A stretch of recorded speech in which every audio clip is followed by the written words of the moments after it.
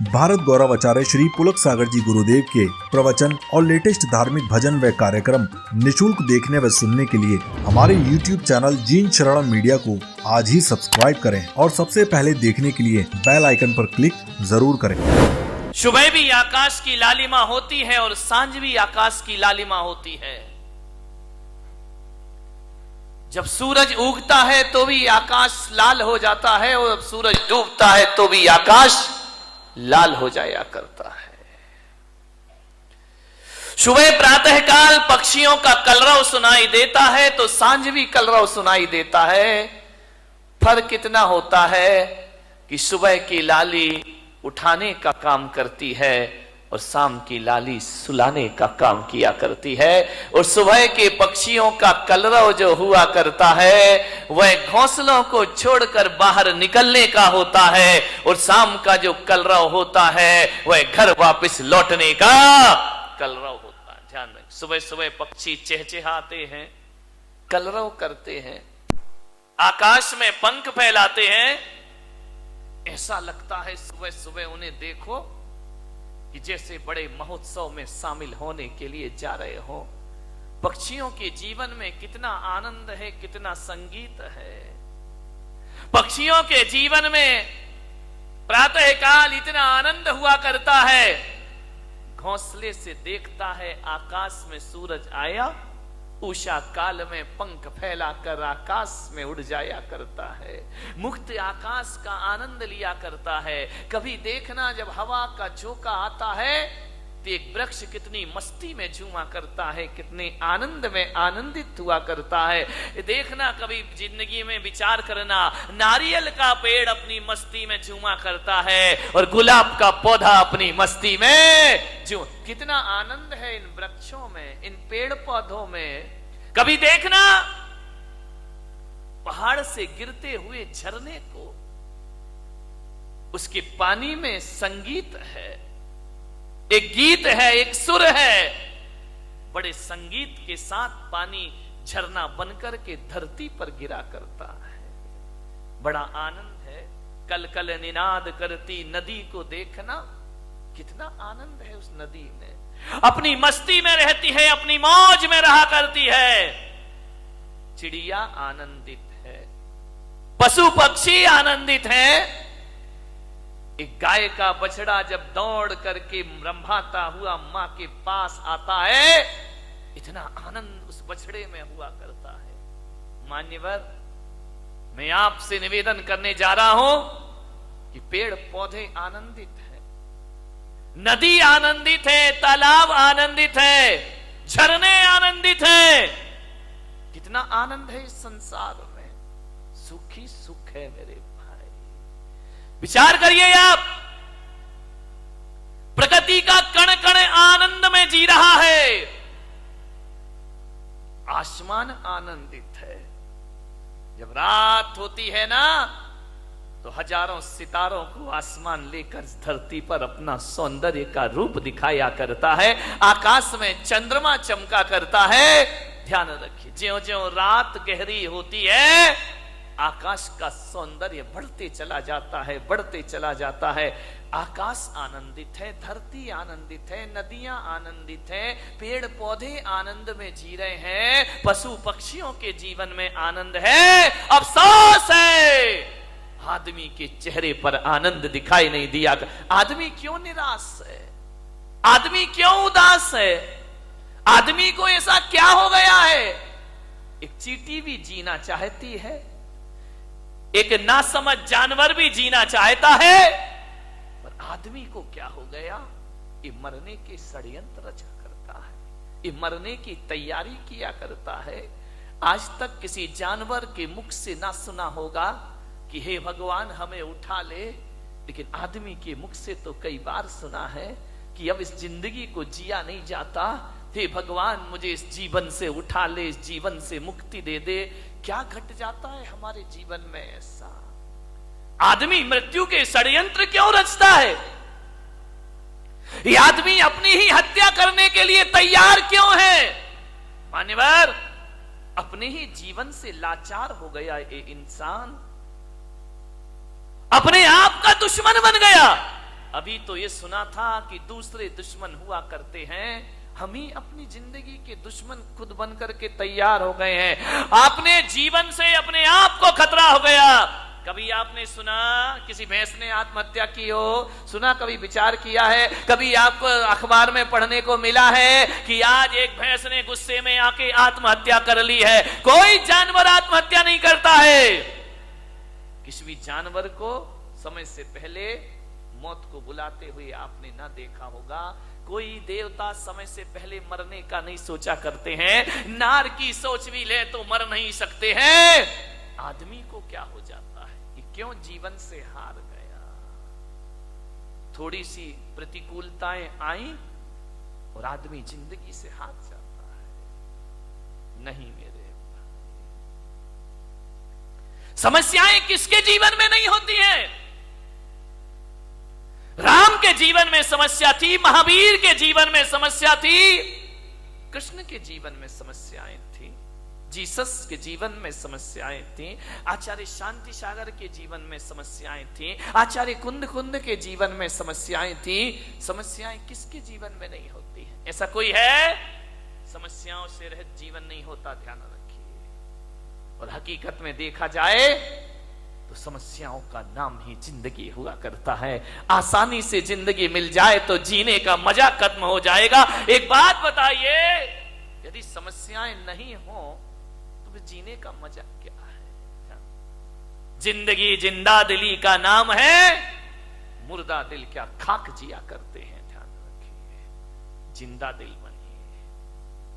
मान्यवर, दुख इस बात का नहीं है कि आदमी मर जाता है, दुख तो इस बात का है कि जिंदा रहकर भी आदमी जिंदा नहीं रह पाता है। वह मरा मरा सा जीवन जीता है, वह मरे हुए सी जिंदगी जिया करता है। विश्वास पैदा करो अपने आप पर, जिंदगी से हार मत मानिए। जिंदगी मिली है, मालूम है ये मानव का तन मिला है।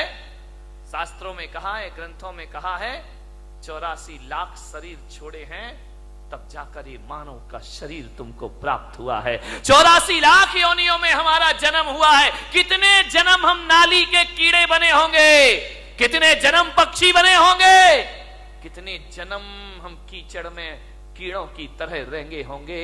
हर जन्म में हमने प्रार्थना की होगी ईश्वर से कि हे ईश्वर, एक बार मुझे मनुष्य का चोला प्रदान कर दे, हे ईश्वर एक बार मुझे मनुष्य का तन प्रदान कर दे। इसलिए आत्महत्या करने के लिए नहीं, जिंदगी की अंतिम सांस को पूरी ईमानदारी से जीने का प्रयास करिए।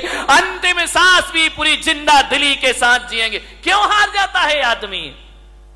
जैसा विचार करिए, सोचना। ऐसे ही नहीं मिल गया मनुष्य का जीवन, बहुत मेहनत की है इसके लिए। मनुष्य का जीवन मिला, ऊंचा कुल मिला, अच्छी खानदान मिली, दिमाग मिला, बुद्धि मिला, शरीर मिला, फिर भी इस जिंदगी से हाथ धोते हो आप। अब तो घबरा के कहते हैं कि मर जाएंगे, अब तो घबरा के कहते हैं कि मर जाएंगे।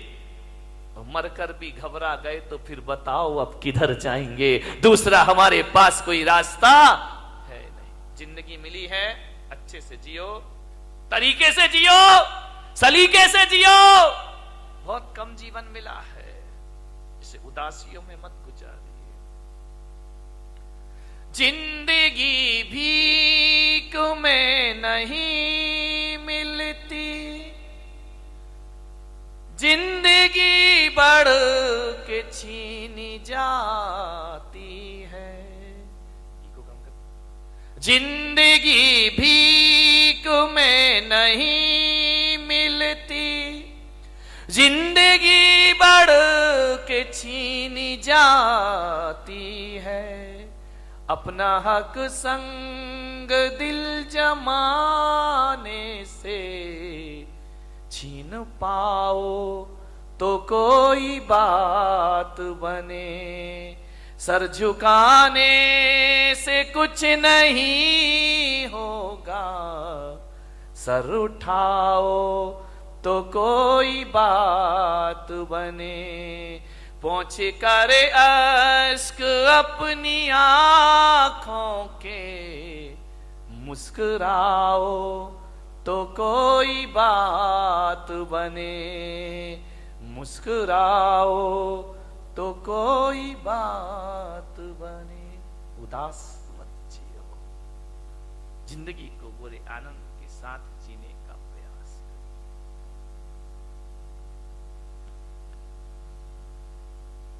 विपत्तियां, संकट, दुख किसके जीवन में नहीं आते हैं? सबके जीवन में आते हैं। मुश्किलें आती हैं, परेशानियां आती हैं, विपरीत वातावरण बनता है, लेकिन जीने की आस मत छोड़िए।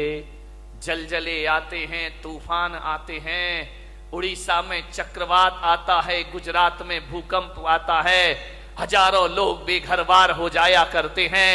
लेकिन एक बात ध्यान रखो बारामती वालों, इतने बड़े भीषण आंधी तूफान के बाद, भूकंप के बाद भी जो आदमी जिंदा रहता है वो अपना उजड़ा हुआ आशियाना फिर से बना लिया करता है, वो अपना घर फिर से निर्माण कर लेता है। क्या हुआ? जिंदगी कितनी बार छीनेगी, फिर बना सकते हैं। अगर हौसले बुलंद हो तो आंधियों में चिराग जला करते हैं। ध्यान रखिए, आज समस्या है बहुत बड़ी। आदमी अपने जीवन का दुश्मन हो गया है, अपनी ही जिंदगी का दुश्मन हो गया ये इंसान।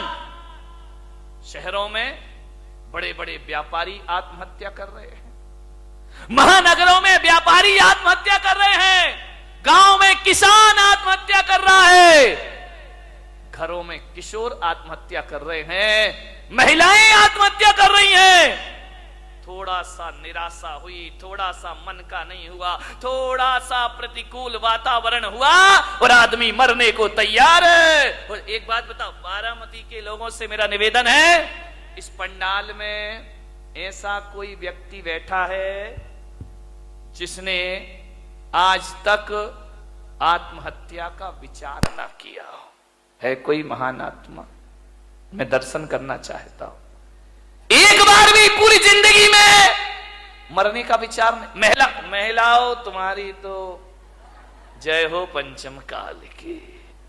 ये तो इतनी बार मरती हैं लेकिन एक बार भी नहीं मरती है। विचार करिए, सोचना है आपको। बात बात पर आदमी मरने का सोच लेता है। ऐसा कोई नहीं होगा इस दुनिया में जिसने अपने पूरे जीवन में एक बार मरने का ख्याल भी ना लाया हो। मर नहीं सका वो बात अलग है, लेकिन मरने का ख्याल तो सबके भीतर आ जाता है। थोड़ा सा मन का नहीं हुआ मैं मर। महिलाओं का तो नहीं, यहां की महिलाओं की बात नहीं कर रहा हूं। कौन बोला बंबई वालों की कर रहे हो? ना, तुम्हारी तो अभी नहीं, आगे जाके विचार करना है आपको। महिलाएं तो हमेशा थोड़े, इनके दो ही हथियार हैं, ध्यान रखना। या मैं मायके चली जाऊंगी या फिर मैं मर जाऊंगी, आत्महत्या कर लूंगी, सुसाइड कर लूं, मैं नहीं जीऊंगी, तंग आ गई जिंदगी से। महिलाओं से मैं बात बात पे आत्महत्या के विचार मत बनाइए, मरने के विचार मत बनाइए। ध्यान रखिए, विचार करिए आप। बहुत अशुभ विचार है। भगवान महावीर कहते हैं मरने के विचार भाव हिंसा कहलाया करती है, और भाव हिंसा को द्रव्य हिंसा से भी बड़ा पाप माना जाता है। अरे दैहिक हिंसा उतनी खतरनाक नहीं होती है जितनी वैचारिक। इससे बड़ी क्या हत्या, दूसरों की हत्या करना भगवान महावीर ने पाप कहा है। एक इंद्रिय जीव को भी मारना भगवान महावीर ने पाप कहा है। अरे एक बात याद रखना, मेरे महावीर कहा करते हैं, अरे दूसरों की हत्या करना पाप है, लेकिन अपने आप की हत्या करना महापाप हुआ करता है। इससे बड़ा दूसरा कोई पाप, दूसरों की हत्या करना तो पाप ही है, अपनी करना महापाप हुआ करता है। इसलिए भगवान महावीर ने एक प्यारा सा सूत्र दिया है। भगवान महावीर ने 4 शब्द इस इंसान को दिए हैं। अरे वो 4 शब्द नहीं, 4 वेद हुआ करते हैं, वो 4 आर्य सत्य हुआ करते हैं, वो महावीर के 4 शब्द।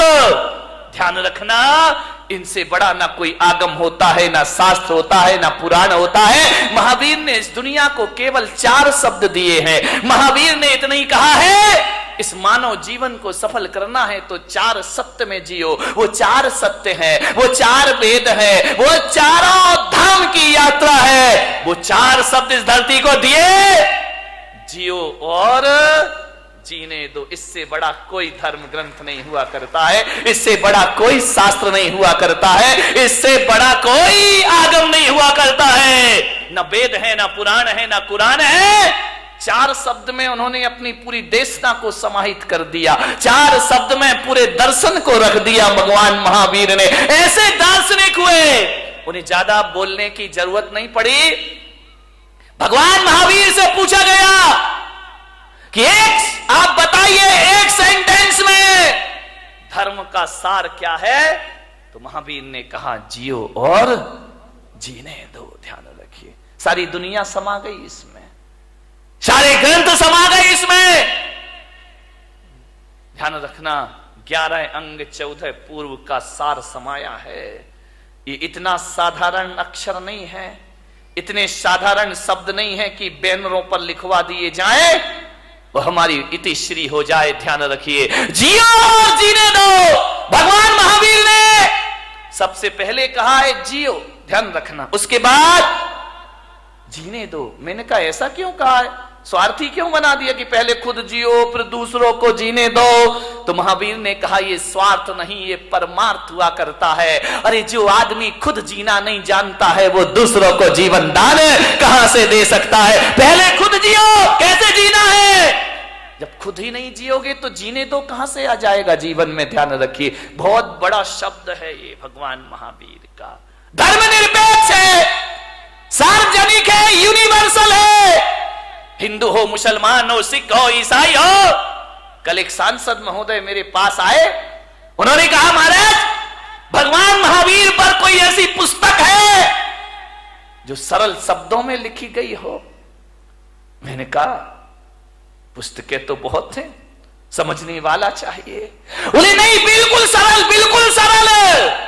तो मैंने कहा महावीर को पढ़ने के लिए पोथियों की पढ़ने की जरूरत नहीं हुआ करती है, महावीर को समझने के लिए ग्रंथों की जरूरत नहीं हुआ करती है। मैंने कहा मेरे महावीर का स्वरूप देख लीजिए, इससे बड़ा कोई शास्त्र नहीं हुआ करता है, इससे बड़ा कोई उपदेश नहीं हुआ करता है। और महावीर का यदि सबसे बड़ा कोई ग्रंथ है तो जियो और जीने, इससे बड़ा कोई ग्रंथ नहीं है। ध्यान रखना, चाइना हथियारों का आविष्कार कर रहा है, पाकिस्तान अणु बम की धमकी दे रहा है, अमेरिका दादागिरी दिखा रहा है, भारत में भी हथियारों की होड़ लगी है। मालूम है किस लिए, कि अमन चैन की स्थापना हो। लेकिन इन्हें कौन समझाए। मैं पुलक सागर कहता हूं कि विश्व में अमन चैन जब भी आएगा, आज नहीं तो कल, कल नहीं तो परसों, सारी दुनिया को महावीर के झंडे के नीचे आना ही पड़ेगा, महावीर के सिद्धांतों को अपनाना ही पड़ेगा, महावीर के उपदेशों को स्वीकार करना पड़ेगा। यदि चाइना सोच ले जियो और जीने दो, पाकिस्तान सोच ले जियो और जीने दो, भारत सोच ले जियो और जीने दो, तो क्या करोगे हथियारों का मेरे भाई, क्या करोगे इन शस्त्रों का, क्या करेगा आदमी शक्ति संपन्न होकर के। जियो और जीने दो।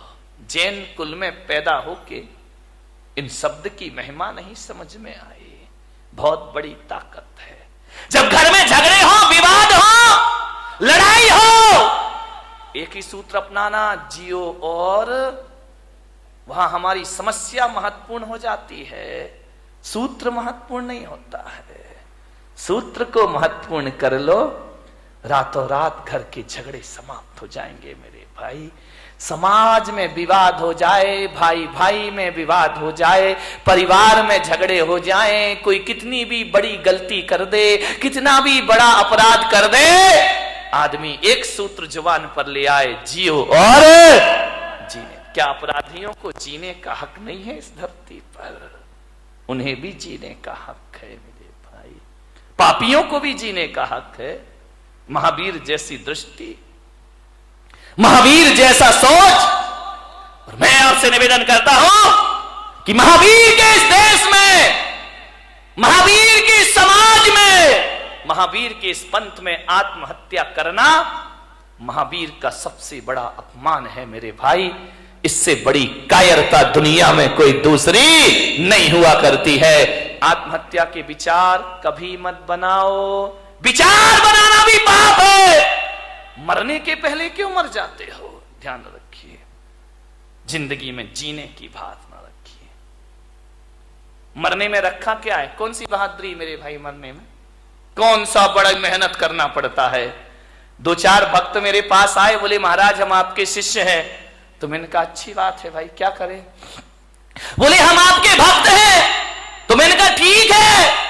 बोले आप आदेश करो। मैंने कहा क्या आदेश करूं? बोले जो आप कहोगे वो काम हो जाएगा।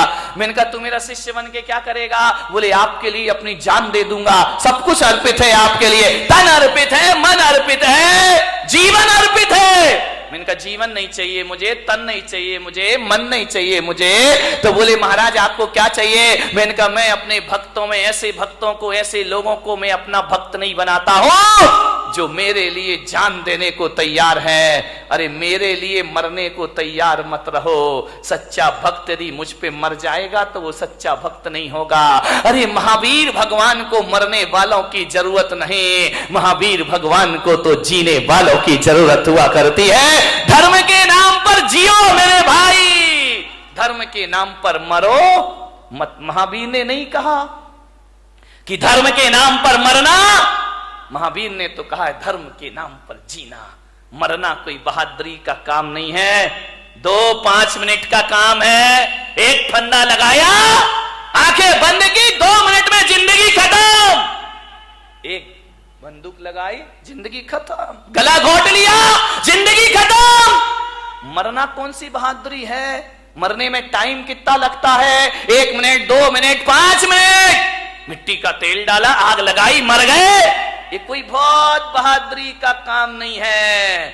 मरने में 2 मिनट लगते हैं, मगर जीने में 100 साल की जिंदगी लग जाया करती है मेरे भाई। जीना बहादुरों का काम हुआ करता है, संघर्षों में जूझना बहादुरों का काम हुआ करता है, विपरीत परिस्थितियों में जीना ये बहादुरों का काम हुआ करता है। ध्यान रखिए मान्यवर, मुझे याद आ रहा है वह व्यक्तित्व जिसने कई बार हार मानने के बाद भी जिंदगी से हार नहीं मानी। ध्यान रखिए, इतने जल्दी जिंदगी से हार जाते हो, आत्महत्या कर लेते हो नहीं। मान्यवर, आपसे मेरा निवेदन है, जिन लोगों ने आत्महत्या की है ना, कभी उनकी कब्रों पे जाके पूछना, कभी उनकी चिताओं में जाके पूछना, जो मर गए हैं उनसे पूछना कि बताओ मेरे भाई तुम्हें कैसा लग रहा है। तो यदि सुन सको, तुम्हारे कान में ताकत होगी तो भीतर से आवाज आएगी कि जो गलती मैंने कर ली है, ऐ भले मानस, ये गलती तू अपनी जिंदगी में दोबारा कभी मत करना। अपनी जिंदगी को पूरी तरह से जीना, भाव हिंसा मत करना, आत्महत्या के भाव मत बनाना।